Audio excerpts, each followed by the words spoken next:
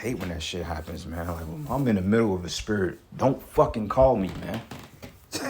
I even got my phone on Do Not Disturb. If you see my phone on Do Not Disturb, don't fucking call. I hate that shit, man. Like, have some consideration, right?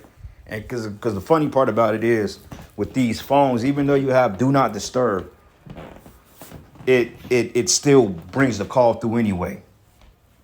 You know, when they leave a voice message, it totally throw you off. And then it pisses me off because now I gotta upload 2 fucking videos, and I don't want that's tacky to me. And I ain't got the time to put it all into one video and go edit, man. Look, we do lessons on the fly through the spirit. I don't have the leisure time to sit back and do all that, man.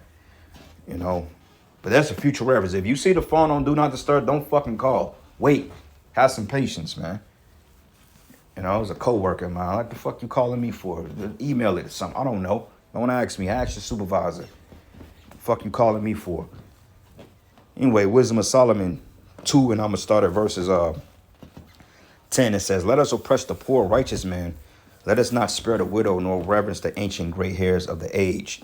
It says, let our strength be the law of justice, for that which is feeble is to be found nothing worth. Okay, and that's the point. It says, let us oppress the poor righteous men, because that's what it's about at the end of the day.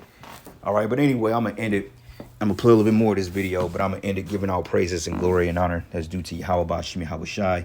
Lord's will, you will edified. Until the next lesson. Shalom. Able to see things from far away or even look into the past. And we know, of course, things like the Neuralink are trademarking words like telepathy and telekinesis. We know that the government has dabbled in remote viewing, in fact, mastered remote viewing, but these are things they want you to think are works of fiction. So Palantir is owned by Peter Thiel. So Peter Thiel is known most notoriously for being one of the co-creators of PayPal, along with Elon Musk. And Palantir is in bed with the CIA. Follow the leader may soon become follow the lawmaker when it comes to playing the stock market. Tonight we look at a new app that allows you to copy trades made by congressional leaders. Congressional correspondent Aisha Hasni shows us from Capitol Hill. You can't beat them, you might as well join them. That's exactly what Chris Joseph set out to do when he co-founded Autopilot, a new app that lets you copy.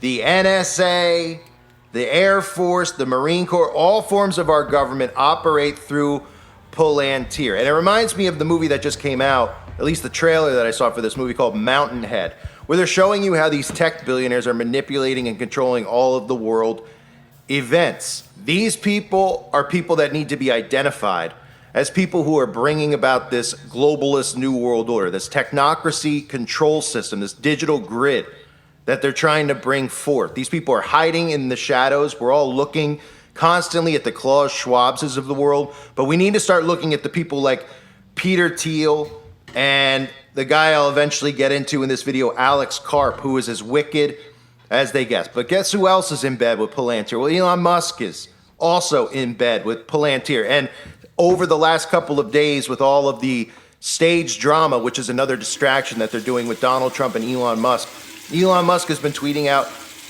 that he has a new political vision for America called the American Party, which is really technocracy in disguise. The people have spoken. A new political party is needed in America to represent the 80% in the middle. And there aren't 80% in the middle. We all know that many of these sheeple are sucked into the left-right paradigm.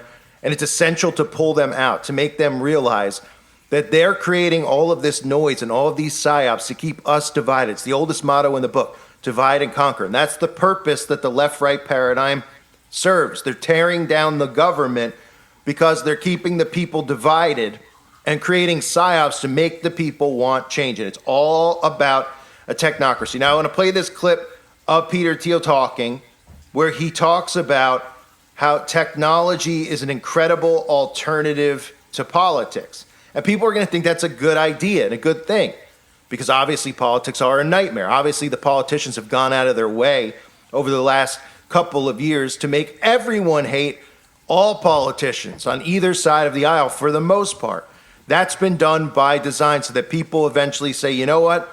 Let's get rid of politics. These people are corrupt. And let's go through technology, because technology doesn't see sides. Technology just sees right down the middle, they'll convince you.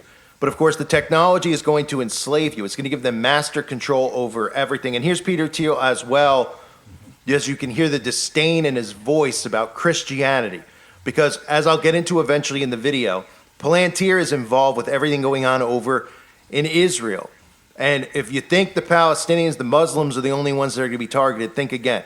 Because they despise Christians even more. And this will give them ample opportunity to target Christians when they're monitoring everything they're saying, every email they're sending, anything in regards to the synagogue of Satan or anything else that they consider hate speech. So here he is talking about these multiple